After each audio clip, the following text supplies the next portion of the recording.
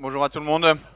Après cette belle présentation sur l'industrie version féminin, je reprends la suite pour parler de RFID et de traçabilité.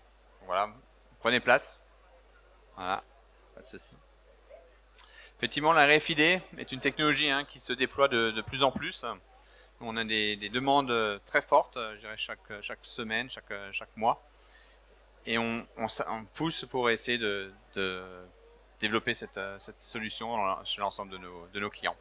Je suis Vincent Knob, je suis le créateur, le fondateur de la société RF Conception pour radiofréquence conception que je dirige maintenant depuis plus de 10 ans.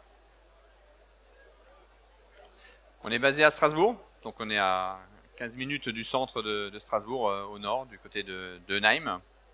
Mais on couvre bien sûr le Grand Est, mais on couvre toute la partie française et on fait même des implantations à l'étranger. Donc on est capable de suivre, vous verrez qu'on a des clients qui sont plutôt des clients internationaux et on est capable de les suivre dans les différentes implantations qu'ils ont à l'étranger. On est 25 collaborateurs, motivés bien sûr. Voilà, on fait 100% de nos projets sont des projets RFID, ça veut dire que c'est une technologie qu'on maîtrise bien, qu'on sait adapter dans différentes configurations, qu'on sait adapter aussi sur mesure en fonction des situations que vous avez chez vous, dans votre entreprise. Et je disais qu'on travaille effectivement avec des grands noms internationaux. Voilà quelques exemples. On a Heineken parmi nos clients, on travaille avec Wurth, on a Silfala, ArcelorMittal, Stellantis, Ager, EDF, Mercedes, Lilly, Punch dans l'automobile et SNCF également. On pourrait rajouter entre-temps Suez ou Veolia qui ont rejoint aussi le groupe des clients. On est le stand F16, c'est-à-dire juste à côté. Voilà, donc si après vous voulez qu'on creuse un peu plus les différents sujets qui vous concernent, bah, vous êtes les bienvenus. Il y a 3 pas à faire et vous êtes au stand F16. Quelques mots donc sur F Conception. Nous, on a démarré notre activité dans le domaine du sport. Voilà. Et ensuite, on a fait de l'environnement et on fait de l'industrie 4.0. C'était notre troisième activité. L'industrie 4.0 qui est le secteur qui est devenu le secteur prépondérant. On le voit d'ailleurs sur la taille des cercles. Mais revenons un peu au sport et j'aime bien parler du sport parce que je ne sais pas si vous courez, si vous faites des courses à pied le week-end. Mais on met des puces RFID dans le dossard. J'ai des exemples à côté après si vous passez. Et voilà, si vous faites, je sais pas, le marathon de Paris par exemple, lorsque vous franchissez la ligne d'arrivée, vous êtes automatiquement détecté par le système. J'en parle parce qu'effectivement, c'est technologiquement en termes de RFID, c'est assez pointu. Voilà. On est 3-4 sociétés dans le monde à maîtriser la RFID assez bien pour pouvoir l'appliquer au domaine du sport. Et tout simplement pourquoi? Parce que dans le domaine de la RFID, il y a 2 facteurs qui peuvent être, disons, des faux amis de la RFID. C'est le métal d'un côté et c'est le liquide. Et dans le sport, on met le tag, la puce sur le dossard, donc on le met sur le corps humain. Et le corps humain est constitué de 70% de liquide. Voilà. Donc voilà pourquoi c'est plus complexe. Dans l'environnement, c'est les poubelles. Vous avez des poubelles chez vous, vous êtes peut-être soumis à la redevance incitative. Si tel est le cas, c'est-à-dire qu'à ce moment-là, vous avez la poubelle qui, chaque fois que vous la sortez, qu'elle est levée, elle est comptabilisée. Et pour la comptabiliser, comment ça marche? Il y a une puce RFID sur la poubelle. Et dans le camion poubelle, on a un système de lecture et d'antenne qui détecte ces poubelles. Voilà. Donc il y a peut-être des chances que vous ayez ce système chez vous. Et donc on a déjà quelque part une relation ensemble. L'industrie 4.0, on fait vraiment tout ce qui est suivi de production, suivi logistique. Et les exemples que je vais donner par la suite, c'est vraiment des exemples dans ce domaine-là. Je dirais que c'est ce qui vous concerne le plus, même si vous êtes tous certainement très sportifs. Quelques informations sur la RFID. Il faut savoir qu'il y a 2 technologies en RFID. Il y a la RFID active et il y a la RFID passive. RFID active, c'est le télépéage que vous avez dans votre véhicule, dans votre voiture. C'est un boîtier. Dans le boîtier, pourquoi actif? Parce qu'il y a une pile à l'intérieur qui donne de l'énergie au système. Donc l'avantage de la RFID active, c'est qu'on est à des systèmes de détection à plus de 30 mètres. Votre voiture, lorsqu'elle arrive au péage, elle est déjà détectée depuis longtemps. Voilà.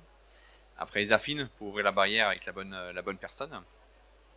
Le désavantage par rapport à la technologie passive, c'est qu'on est sur des coûts de puce beaucoup plus importants et sur une durée de vie qui est plus longue, parce que c'est la durée de vie de la pile qui est à l'intérieur de la puce active. En passif, là le coût est réduit. Je dirais, on tombe à des prix très très bas. C'est pour ça que Decathlon l'a mis partout sur ses produits. On a une durée de vie qui est quasiment infinie. Voilà, vous pouvez rouler dessus avec un fen, le produit marchera toujours encore. Et on a des distances de lecture qui sont plus réduites, qui sont à 10 mètres. Mais avec 10 mètres, en général, ça couvre 95% des applications qu'on fait. Ça veut dire qu'entre les deux technologies, pour les questions de coût, voilà, et de simplicité, on fait 95% de nos projets RFID, on les fait avec de la RFID passive. Une fois qu'on a dit passif, il y a 3 familles dans la passive. Il y a la BF, la basse fréquence, c'est une des technologies les plus anciennes, hein.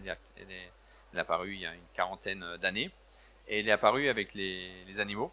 La boucle d'oreille que vous voyez chez les vaches, c'est de la RFID passive. Après est arrivé, il y a une trentaine d'années, la RFID passive, mais sur la partie haute fréquence. Haute fréquence, c'est les antivols que vous avez par exemple dans sur les DVD, et plus récent, c'est l'ultra haute fréquence. Et là, c'est une technologie qui a maintenant une quinzaine, vingtaine d'années. Et vous voyez que chaque fois entre les trois, on a gagné en caractéristiques techniques, c'est-à-dire que à la basse fréquence, on lisait à 10 cm, en haute fréquence, on lisait à 1 mètre, et maintenant en ultra haute fréquence, on arrive à lire à 10-12 mètres sans problème. Et l'autre avantage, c'est un peu comme un ordinateur d'il y a 40 ans, ils étaient moins performants et ils étaient plus chers. La RFID, c'est pareil. Avec les années, elles sont devenues plus technologiquement plus puissantes et le coût en même temps a réduit. Et comme je disais avant, c'est parce que le coût a réduit que Decathlon l'a mis maintenant sur tous ses produits. Il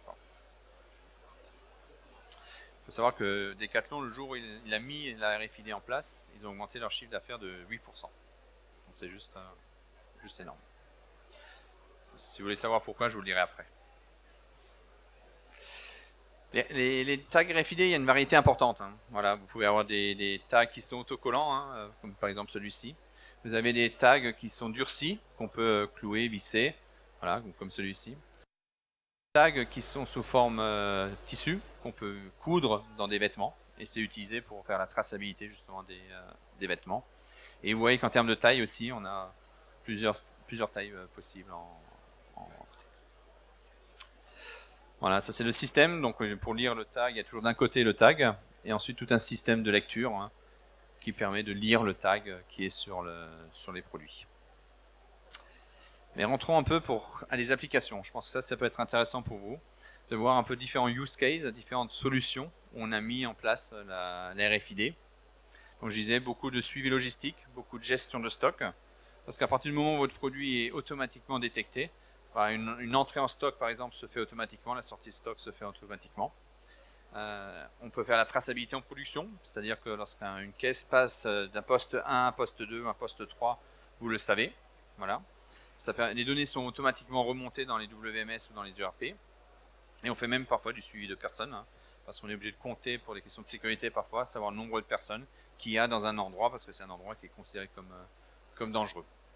Donc voilà, on suit en production, on suit en logistique, on fait la gestion de stock et on suit aussi, s'il le faut, les personnes. Voilà un exemple, je dirais, concret. On est sur la bouteille de bière. Voilà, je pense que tout le monde la connaît. C'est la bouteille de bière Fischer. Fischer a dit ok, j'ai une bouteille qui est consignée. Consignée, ça veut dire bien sûr qu'elle revient, il la remplit, ça fait des cycles. Donc c'est assez vertueux d'un point de vue environnemental. Et pour l'instant, c'était valable qu'en Alsace. Et ils ont dit, tiens, ce serait bien de l'étendre sur l'ensemble de la France. Par contre, pour ça, il fallait se poser la question, est-ce que c'est rentable aussi de l'étendre sur toute la France? Et pour savoir ça, il leur fallait des datas, des données. Et ils ont dit, ok, actuellement, ils ne savent pas. Une bouteille, au bout de combien de temps elle revient? Parce que c'est au bout d'un mois, 2 mois, 3 mois qu'elle revient. Dans sa vie, combien de fois aussi elle revient? Elle revient 2 fois, 3 fois, 10 fois, 20 fois. Aucune data. Donc on a mis une puce sur le produit. Donc on l'a fait sur mesure, on fait les tags sur mesure, elle est ronde. Il y a un exemple aussi à côté. Et ensuite on a mis un portique que vous voyez ici. Voilà. Il y a deux portiques, un portique en sortie de production et un portique en entrée pour les bouteilles qui reviennent. La conception était assez pointue, hein, parce que le travail était beaucoup sur le tag, parce qu'on ne pouvait pas le mettre sur le verre. Voilà. La bouteille elle est contrôlée en réception. S'il y a une fissure, s'il y a un choc, elle est écartée. Donc si on collait une étiquette dessus, ça écartait la bouteille. Donc la seule solution, c'était de la mettre sur le bouchon. Et ensuite, l'autre challenge, c'est que les bouteilles, lorsqu'elles arrivent, elles passent au lavage. Donc il faut enlever les étiquettes, sauf notre tag. Voilà. Ça tourne depuis plus d'1 an maintenant. Et je dirais les gens chez Fischer sont ravis et commencent à accumuler les datas. Et tout se passe super bien. Donc voilà, c'est un exemple où on a mis le tag sur le produit. Là, on a un autre exemple. On est dans le cas de... Donc là, on est chez Silfala. On a des bidons. Dans les bidons, il y a de la levure chimique. Silfala les envoie à différents clients, dont McDonald's qui fait les petits pains. Et le but, c'était pareil, c'était de suivre ces bacs, de savoir où est-ce qu'ils sont. Est-ce qu'ils sont en stock chez eux? Est-ce qu'ils sont en stock chez le client? Chez quel client? Voilà. Parce qu'une fois sur deux, il en manquait, bien sûr, et il y avait un stock faramineux à un endroit donné, et on a besoin de les suivre. Donc là aussi, on a mis un tag, hein, donc c'est un tag autocollant dans ce cas-là, collé sur le contenant, et ensuite, dans le process de production, on a différentes antennes qui sont positionnées. Là, elle est positionnée à la sortie du lavage, parce que là aussi, les fûts sont lavés, sont nettoyés, et donc il faut aussi enregistrer le fait qu'elles soient parfaitement lavées, parfaitement nettoyées. Donc un autre exemple hein, de suivi de produits. Là, on est toujours sur le portique. Avant, on avait vu un portique, je dirais, plus réduit en taille. On a une caisse de bouteilles qui passe en dessous. Là, le portique est un peu plus grand, c'est-à-dire qu'on en a même deux. On a une porte ici, on a une deuxième porte là, et donc le chariot élévateur peut passer soit là, soit ici, pour charger son camion. On a des produits. Donc sur la palette, il peut y avoir 300, 400, 500 produits. Hein. Et chaque fois que le cariste charge son camion, il passe avec le chariot entre les antennes et tout ce qu'il y a dessus est automatiquement détecté. Donc ça permet quoi? Ça permet derrière de dire on sait qu'est-ce qui est parti. On peut vérifier par rapport à la commande, parce qu'il n'y a rien de pire que d'envoyer quelque chose qui ne correspond pas à la commande. Hein. Soit pas assez, soit trop, voilà, ou la mauvaise référence. Donc c'est un contrôle qualité. Ça vous permet aussi de dire et de certifier que tant et tant de produits sont partis ce jour-là. On a un client qui livre des téléphones portables. Voilà. Je peux vous dire une fois sur 10, le client lui dit il manque des cartons. Voilà. Effectivement, tel jour j'ai un contrôle qualité. Je peux justifier que ces cartons de téléphone portable sont partis. Voilà. On peut gérer aussi, savoir où est-ce qu'ils vont. Enfin voilà, on peut gérer tout ce genre de situation. Donc vraiment une efficacité qui est importante. Et dans le cas de ce client, ce qui était intéressant, c'est que au départ, il avait que du code barre sur ses produits. Et il les lisait en automatique avec des lecteurs code barre. Sauf que pour lire les codes barres, vous devez y accéder. Donc ça veut dire qu'il mettait, peut-être 200 cartons sur sa palette. Le jour où il est passé en RFID, il pouvait avoir des cartons au plein milieu de son parquet. C'était pas gênant parce qu'on lit à travers. Hein. Et donc sur la palette, il a mis 400 produits. Voilà. Donc derrière, vous voyez les économies de place de stockage, les économies en logistique, voilà, parce que dans le camion, vous mettez 2 fois plus de produits. Voilà. Donc c'était un gain pour lui qui était énorme, alors qu'il avait une traçabilité un peu existante en code barre, mais en passant en RFID, il a pu avoir des moyens supplémentaires pour avancer.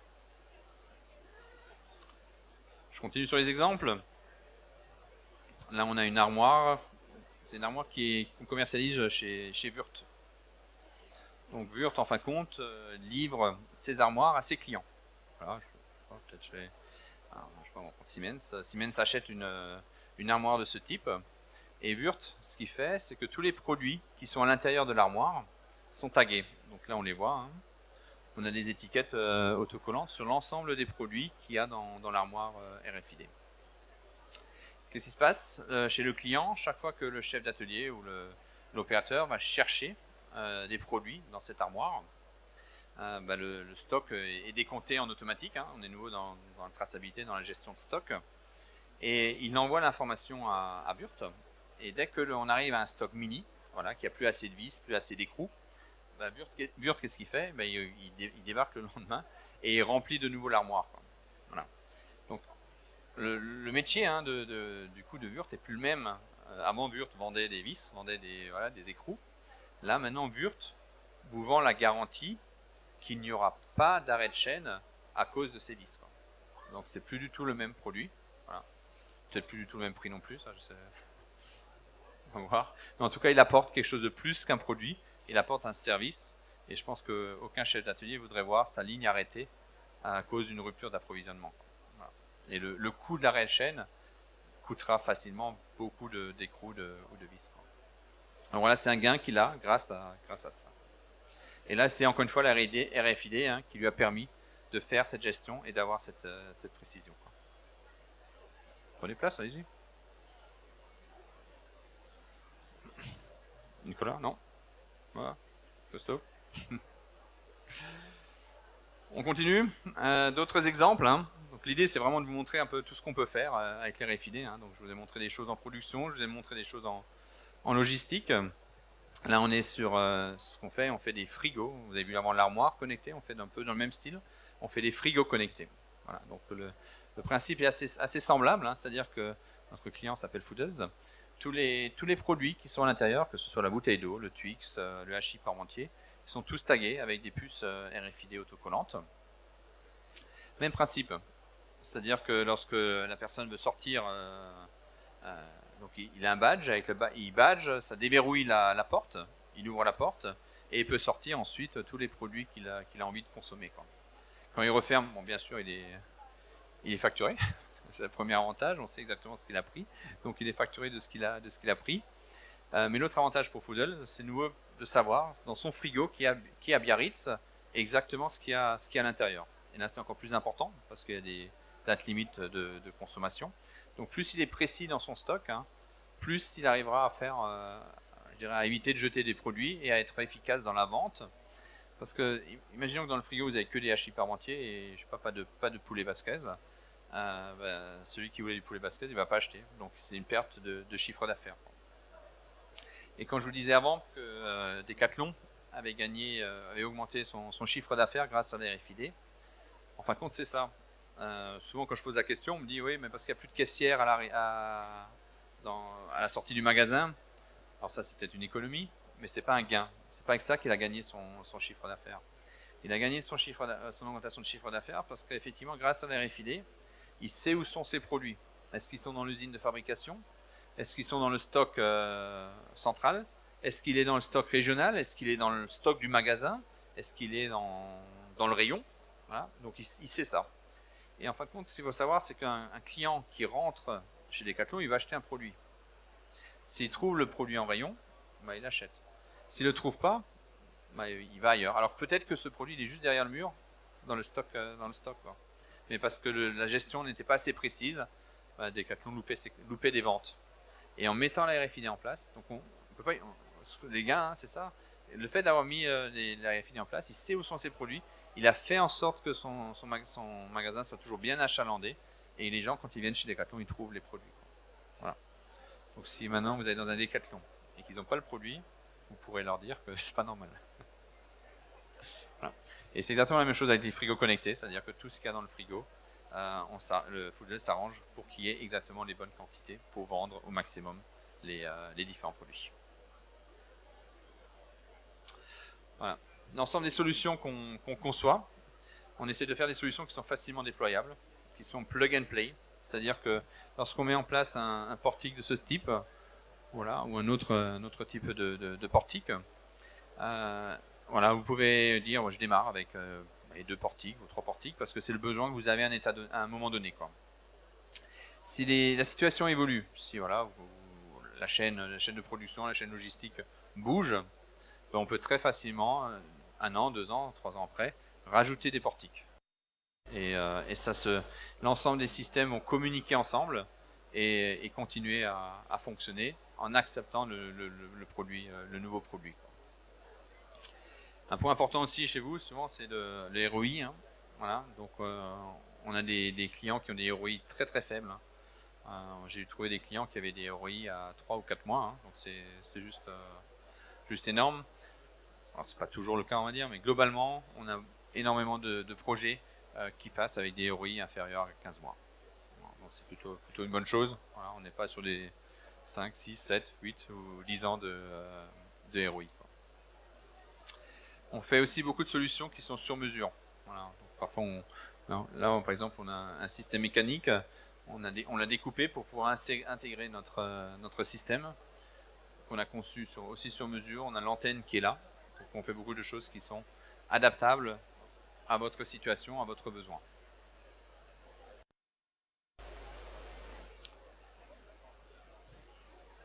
Voilà un peu sur les use cases.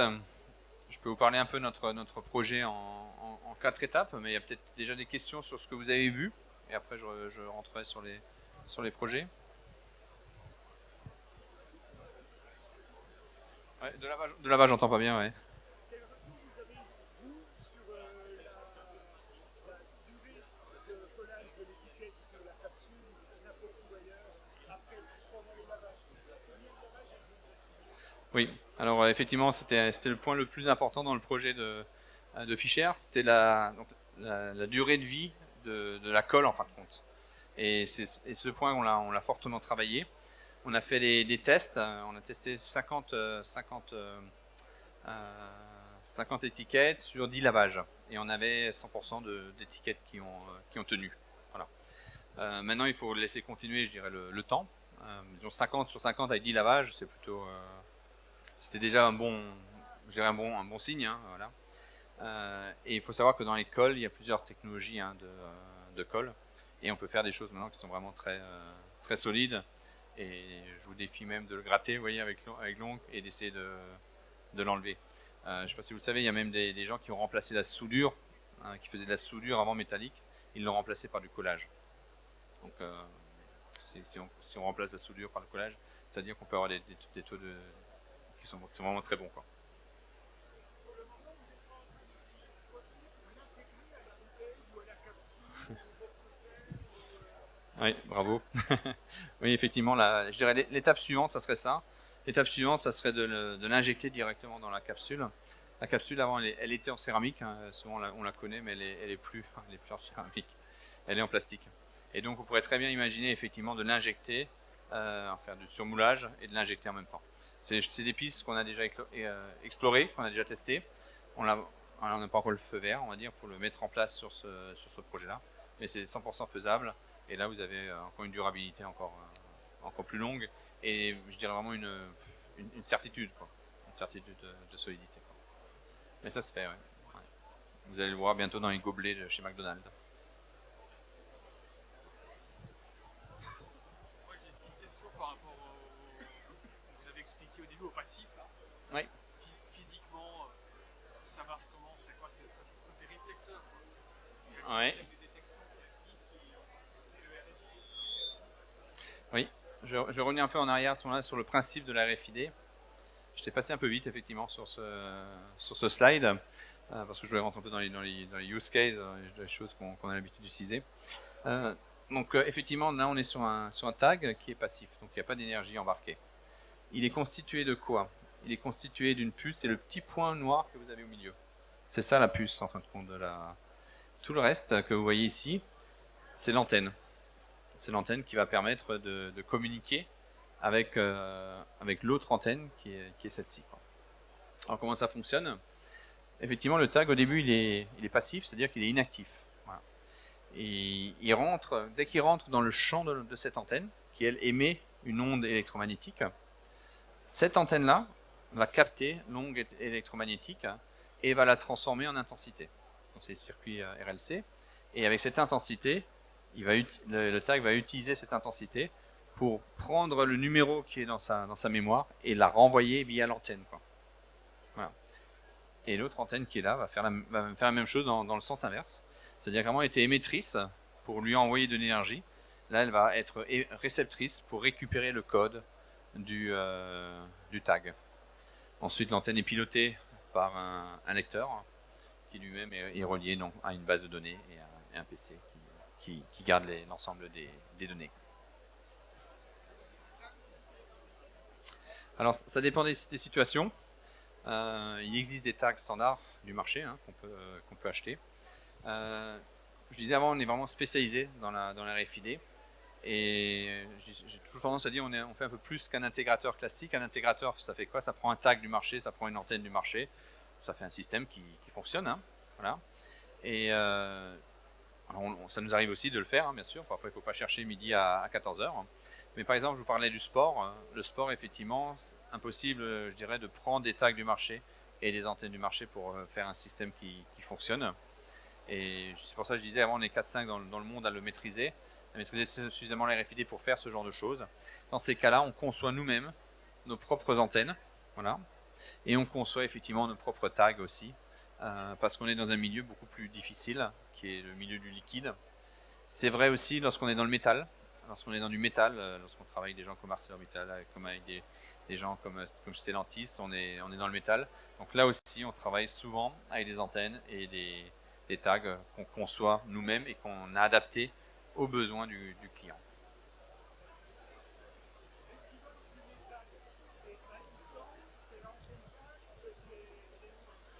Oui, c'est les deux. Hein. C'est les deux. Le contact déjà va jouer, parce qu'en fin de compte, l'onde peut se diffuser. Voilà, le métal va faire antenne. Donc si vous collez votre tag sur le métal de manière basique, on va dire, le métal va faire antenne et en fin de compte va perturber votre message. Ça c'est le premier point. Et ensuite, comme vous avez raison, hein, à distance c'est juste aussi. Vous pouvez imaginer que le métal c'est comme un miroir que vous allez éclairer avec une lumière. Quand vous éclairez le miroir avec une lumière, le miroir réfléchit la lumière. Donc le métal c'est pareil, vous lui envoyez une onde, il réfléchit l'onde. Ce qui veut dire quoi? Ça veut dire que si vous avez disons un tag qui est là-bas à l'autre bout, vous avez une pièce de métal là, vous lui envoyez une onde sur ce métal là, il va pouvoir le renvoyer là-bas, le tag va se déclencher et va renvoyer à l'antenne le message, et on croit qu'en fin de compte, lui, il a vu un tag ici, quoi. Alors que c'est faux, il est à l'autre bout, quoi. Donc ça, c'est vrai que c'est difficile. Et là aussi, j'ai parfois des clients qui m'ont dit non, chez nous, ça marche pas. Il y a une anecdote que je raconte assez souvent. Un client qui avait signé un POC. On fait souvent des POC, c'est-à-dire qu'on vient chez le client pendant une journée avec du matériel de démo. C'est des antennes qu'on met sur des trépieds. On vient avec une cinquantaine de tags qu'on colle sur les produits. On montre que ça fonctionne. Donc le client, il avait signé un POC et une semaine avant, il m'appelle, il me dit là, c'est pas la peine de venir chez nous. La RFID, ça marche pas. Je dis pourquoi ça marche pas? Notre filiale en Italie, elle l'a fait, ça marche pas. Et je dis bon, vous avez signé, nous on est prêt, on peut venir. Donc il a dit bon ok, venez. Si je vous raconte, c'est que ça a fonctionné avec nous. Et c'est là qu'on voit parfois aussi la différence, c'est-à-dire que dès qu'on est sur des sujets un peu plus pointus, le métal, l'eau, certains clients ont fait des essais, ça n'a pas marché. Certains confrères disent même que ça ne marche pas. Alors ils ont raison, c'est plus dur, mais plus dur ne veut pas dire que c'est impossible. Voilà. Donc nous on sait gérer ces choses-là, on sait gérer le métal, on sait gérer le liquide dans le domaine de la RFID. Quoi. Et tout le reste aussi, bien sûr.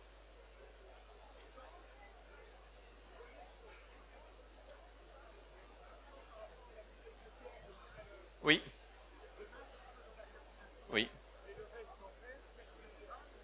Non, non, il y en a pas assez dans ce cas-là pour perturber le tag. Voilà. Lorsqu'on déroule, oui, pardon, oui. Oui, oui. Par contre, dans le tag, vous pouvez mettre.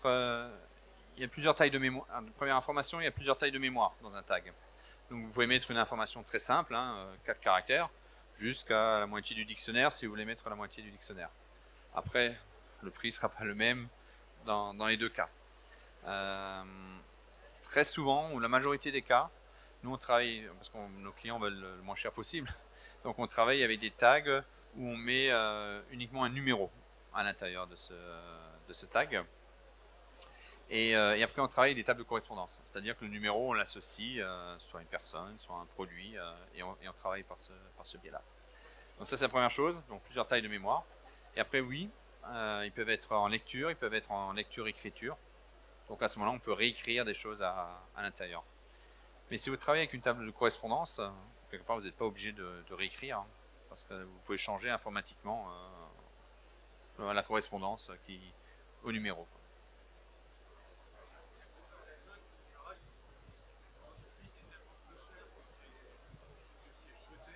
Ouais.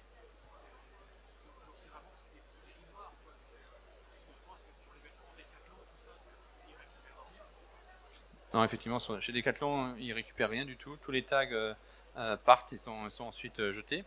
C'est vrai aussi je vous parlais de la course à pied, hein, le dossard, le coureur il rentre chez lui avec le dossard, hein, personne ne va récupérer la puce qui est sur le dossard. Et c'est aussi pour ça que la RFID se généralise, vous avez raison. Si on peut faire du jetable, c'est que le coût a fortement diminué, quoi. Voilà. Là, on était à quelques euros avant, là, on est tombé à quelques centimes ou dizaines de centimes pour un tag. Voilà. Ça dépend souvent des volumes que vous avez, et ça dépend aussi des conditions. Si vous avez besoin de tags avec forte mémoire, avec des résistances à la chaleur, ce genre de choses. Je dirais que c'est plus coûteux de les reprogrammer, ouais, tout à fait. Je dirais que là aussi, la plupart des projets qu'on a fait, on a travaillé uniquement avec des tags en lecture seule, quoi. Voilà, pour un projet, effectivement, on le découle en quatre morceaux. Voilà. La première chose qu'on fait en général, c'est le POC, hein. Donc, ce que je vous disais avant, c'est la preuve de faisabilité. C'est-à-dire qu'on vient chez le client, ça prend une journée, et on montre au client, voilà, que les tags RFID fonctionnent chez lui. C'est souvent utile parce que ça lui permet de rendre les choses concrètes. Voilà, la RFID parfois c'est un peu nébuleux. Là, on vient avec des tags, on vient avec des antennes, le client voit comment ça fonctionne. Ça lui permet aussi à lui parfois de vulgariser le sujet en le montrant à d'autres personnes dans la société, donc à le faire accepter plus facilement. Et ça lui permet aussi après, comme il comprend mieux les choses, de préciser son cahier des charges et de préciser son besoin pour la suite. Et c'est là qu'on rentre dans la phase numéro 2, c'est d'aider le client à rédiger son cahier des charges, quel est vraiment son besoin, parce qu'il n'y a rien de pire que de se louper et de répondre à côté de ce qu'il fait, quoi.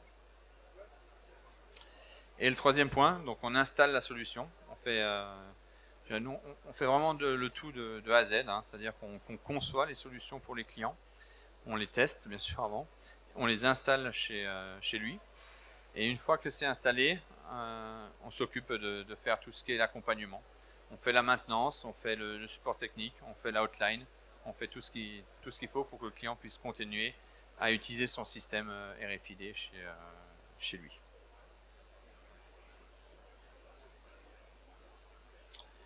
J'ai fini cette partie-là. Est-ce qu'il y a des F16? Voilà. Elle était facile.